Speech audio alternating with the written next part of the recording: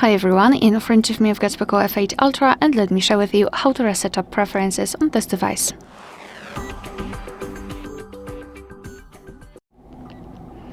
So let's begin with opening the settings, and here we have to scroll and find the section with the apps. So let's tap.